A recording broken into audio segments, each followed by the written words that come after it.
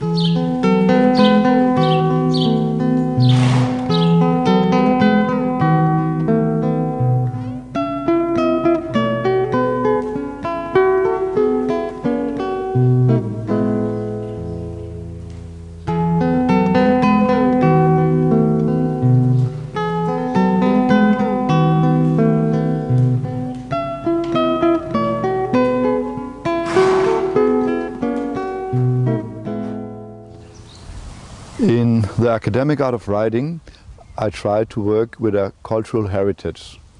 On one hand, what I have learned from my teacher, they have handed over from their teacher, and I try to hand it over to my pupil. But on the other hand, it is difficult for generation to hand over to the next. So what did I learn from my teacher and they learned from their teacher, and how much got lost? So we are working much with going into the books of the old masters and see what they said themselves on the subject. And there's a lot of things that had gone lost. For example, in the last few years we've worked a lot with the school halt and the school walk, and see that all of the old masters speak about it, just simply it doesn't exist anymore.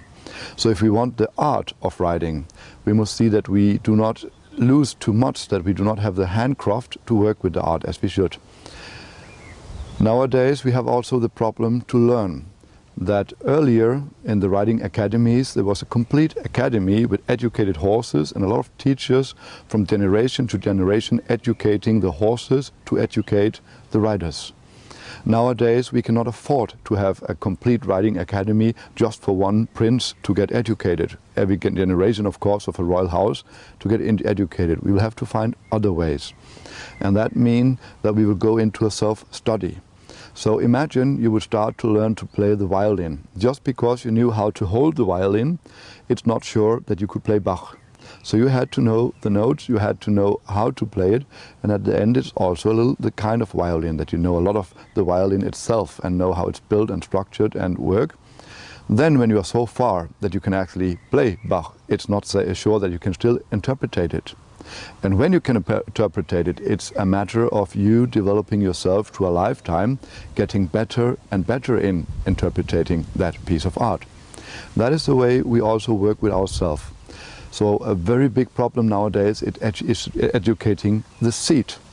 So I myself was sitting months after months, hours after hour, every day on the lawns, in the beginning on educated horses, later on youngsters, later with von Neindorf, for example, even on less good horses where the rider should help the horse.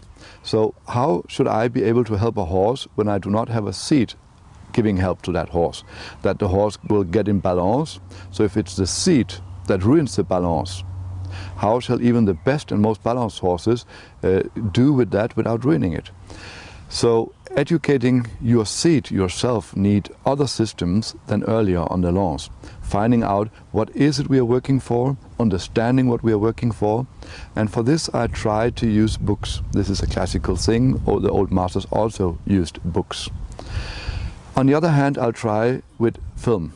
So in film you can see things move. So it might be a better idea to get a feeling about it when you see it. At least you might get more idea about it. And even though you will discover when you take an old book you have read years ago, you will discover that stand in this book last time I read it. And it's because you have got more empirical information to put into the word. So even the word will grow through your whole lifetime. That will be a change in how you see that word and this combination of the word. So the word will grow according to your empirical knowledge of that word. And even when you see something with your eye, in the beginning you might just see a detail, and later you will see another detail, and first later you will put the details together and see a holistic view on the thing, and from the holistic view again look into a detail. So it will be very, very difficult to do this journey without a teacher. But there are people, that might be you, who are very good in working on your own hand. The most important for a teacher is to make the pupil independent. It's a very typical pedagogical failure to make the pupil dependent on the teacher. And if that happens, every generation will be worse than the one before. As we are now in a period where we have lost so much, we cannot afford to lose even more. So we'll have to grow over the next generations. If I will see the end of the academic art of riding to my lifetime is not only unsure, it will be wrong, because there cannot be an end. It will still develop afterwards. Everybody will handle art as every art.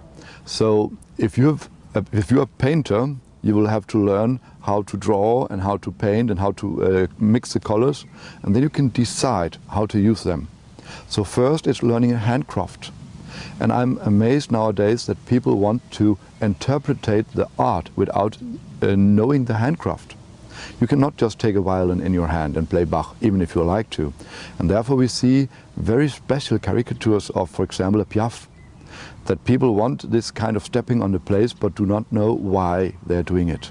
They don't know that they are building up the horse step by step, and one of the tools that you have to build up a horse is a Piaf. So you don't use the horse to do a Piaf. The Piaf is just a tool. And if you have not made the basic tools first, there's no idea in doing it. So it's learning it step by step and understanding why you do it.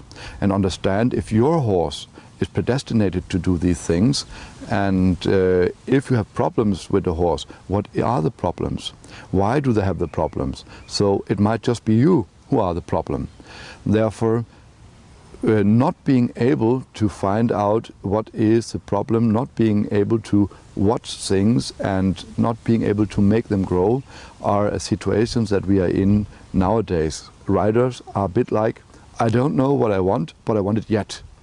And that's not possible. It's one of the very few fair things that you cannot buy. You can buy the surroundings, beautiful surroundings, you can buy very beautiful horses, you can even buy a teacher to come and teach you, but you will have to do it yourself.